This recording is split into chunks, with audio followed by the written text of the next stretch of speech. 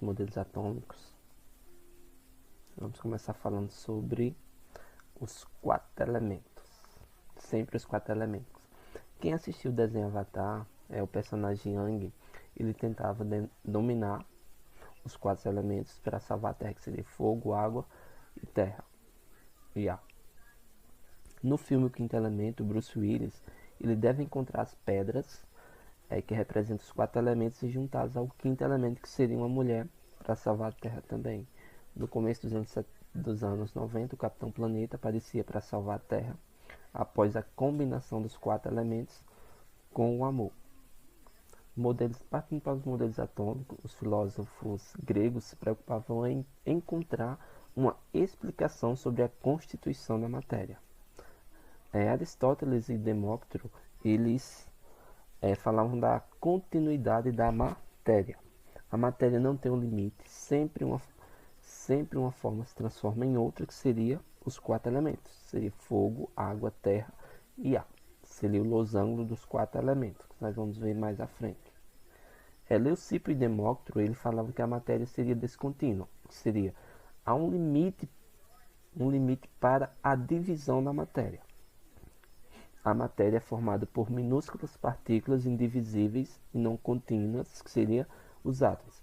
Como ele fala nessa questão de matéria descontínua, seria um exemplo: você pegar uma folha de papel, sair dividindo, até chegar num ponto que você não conseguiria dividir mais. Ok? Falando sobre o losango dos 4 elementos, se você pegasse o ar e o fogo, você teria o quente. Se você pegasse o ar e a água, você teria o úmido. Se você pegasse a água e a terra, você faria o frio. E entre o fogo e a terra, você faria o seco. Seria o losango dos 4 elementos de Empédocles e Aristóteles. Partindo para o modelo de Dalton, que foi o primeiro modelo atômico referente para falar de átomos e falar de matéria. A matéria é formada por átomos, que são partículas esféricas, maciças e indestrutíveis.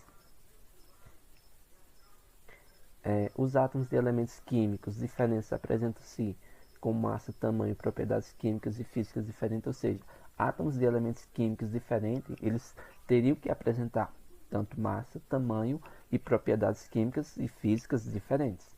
Esses elementos, como Dalton representava os elementos, ele colocou algumas bolinhas e alguns símbolos para representar esses elementos químicos. O modelo de Dalton ficou conhecido também como o modelo da bola de bilhar, por ser maciço e indestrutível nesse sentido. De acordo com Dalton, as substâncias são formadas pela combinação de elementos numa proporção de números inteiros, ou seja, você poderia utilizar uma certa quantidade de um elemento com outro elemento para formar novas substâncias. Um composto é formado pela combinação de átomos de 2 ou mais elementos químicos que se unem entre si, originando novas substâncias. Uma curiosidade, Dalton estudou a deficiência visual de que ele mesmo sofria, que foi chamado de daltonismo. Alguns pontos importantes da teoria de Dalton em linguagem moderna são: todas as substâncias são formadas por átomos, isso é lógico. Formada por átomos. Os átomos de um mesmo elemento químico são iguais em todas as suas características, por exemplo, tamanho e massa. Os átomos dos diferentes elementos químicos são diferentes em si. Isso é lógico também. Se os elementos são diferentes, eles são diferentes entre si. As substâncias simples são formadas por átomos de mesmo elemento químico. As substâncias compostas também seriam chamadas de compostos químicos ou simplesmente compostos. São formadas por átomos de 2 ou mais elementos químicos que se combinam sempre numa mesma proporção. Os átomos não são criados nem destruídos, eles são esféricos, rígidos e indivisíveis. Na reação química, os átomos se recombinam, ou seja, eles criam um novo arranjo ou rearranjam-se para formar novas substâncias. O modelo de Thomson, ele fala sobre o que? Foi o primeiro modelo atômico divisível e elétron. Estudando descargas em tubos de raios catódicos, Thomson percebeu a existência de partículas com cargas negativamente nos átomos. Como foi o experimento que ele fez? Ele pegou essa ampola, que essa ampola é conhecida como a ampola de Crookes. Ela, ela é preenchida com gás em baixa pressão. Esse gás ele foi submetido a uma DDP, ou seja, uma diferença de potencial. E também, se vocês observar, ele foi submetido nesse sentido e a um campo elétrico também. Quando ele foi submetido a essa diferença de potencial, ele produziu um feixe, e nesse feixe Thomson colocou um campo elétrico. Quando nesse feixe que ele colocou um campo elétrico, esse feixe de luz ele foi atraído pelas cargas positivas. Mas ele pensou, essa linha tracejada, que seria o esperado, que acontecesse se fosse segundo Dalton, que seria o modelo atômico dele, se fosse válido o modelo de Dalton. Mas o que foi que ocorreu? Ela sofreu um desvio e foi atraída pelas cargas do campo elétrico, cargas positivas. Se foi atraída por cargas positivas, a natureza desse feixe de luz teria que ter cargas negativas. Foi aí que ele criou o modelo atômico dele, que seria uma massa positiva incrustado de cargas negativas, que ficou conhecido como o pudim de paz, uma representação, uma associação. É um modelo de Rutherford. Ele fez um experimento também, é um pouquinho complexo, mas vocês vão entender, dá para vocês compreenderem. Ele colocou uma amostra de polônio para emitir um feixe de partículas alfas de cargas positivas, e esse feixe de partículas alfas eles iriam atingir uma lâmina finíssima de ouro, e em seguida atrás da lâmina finíssima de ouro ele colocou um papel fotográfico. Ele estava estudando o que? Ele queria estudar, se o modelo de Thomson fosse válido, queria estudar as trajetórias das cargas ou das partículas ou dos átomos dos feixes de partículas alfa que iriam passar sobre a lâmina finíssima de ouro e iriam bater no filme ou no papel fotográfico. Só que foi observado que algumas poucas partículas eram desviadas. A maioria das partículas atravessou e poucas partículas ou algumas partículas eram ricocheteadas, ou seja, elas refletiam de volta. Quais foram as explicações que ele tirou acerca disso? A maioria das partículas alfa passava livremente através da placa de ouro. O átomo é um imenso vazio. Teria a eletrosfera, que abrigava os elétrons, e o núcleo, que abrigava os prótons e os nêutrons. Poucas partículas alfas não atravessavam a lâmina de ouro, ou seja, se essas poucas partículas não atravessavam, elas teriam que bater no pequeno núcleo e denso. Poucas partículas alfa passavam e sofriam um desvio, ou seja, elas sofriam um desvio por causa do núcleo positivo. Essa é a representação do modelo de Thomson, de Rutherford, quer dizer, falando sobre, ficou conhecido como modelo do sistema solar, seria o núcleo abrigando prótons e nêutrons, e os elétrons girando em órbitas circulares ao redor do núcleo, seria a eletrosfera. Aí vocês têm que ficar ligados em que os nêutrons eles só foram descobertos em 1932 por James Chadwick, e o núcleo atômico é muito pequeno, é muito menor que a eletrosfera. Se você, em comparação, dá para você fazer a comparação, se você colocar uma formiga no centro do estado do Maracanã, esse será o núcleo, e todo o Maracanã será a eletrosfera. Para você imaginar quão pequeno é o núcleo e a eletrosfera, que tem vários espaços vazios. Bom, o modelo de Bohr ele é caracterizado pelo que? Os elétrons estão em órbitas circulares ao redor do núcleo central, sem absorver nem emitir energia espontaneamente. O átomo possui um número limitado de órbitas, níveis ou camadas eletrônicas. Acho que vocês lembram daquela aula sobre tabela periódica falando sobre as camadas eletrônicas, níveis e subníveis, que varia de um elemento químico para o outro, ou seja, dependendo do elemento químico, tem elemento que tem um número de níveis, outro tem um número de níveis diferentes, isso vai variar. Cada uma dessas órbitas é múltiplo inteiro do quanto seria energia igual a H vezes V, possui uma quantidade fixa de energia,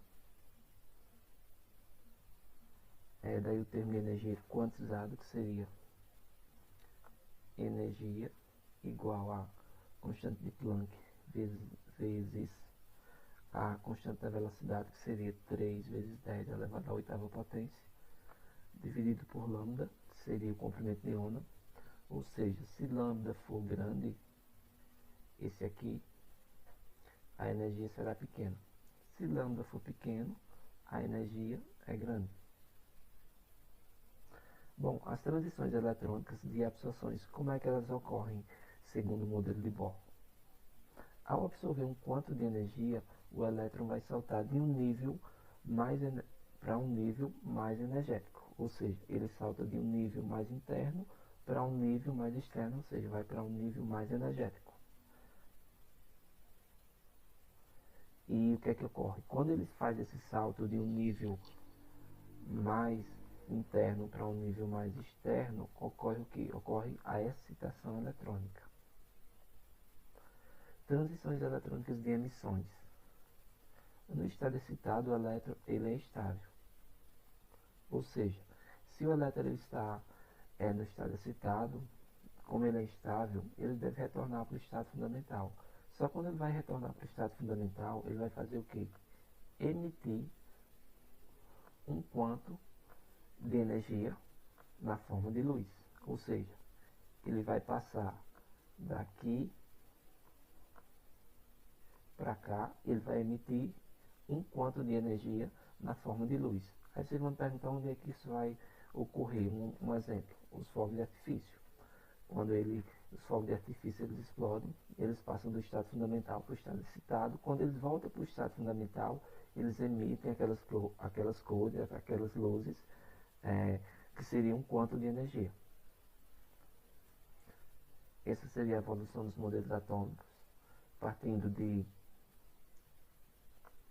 Leucipo, John Dalton,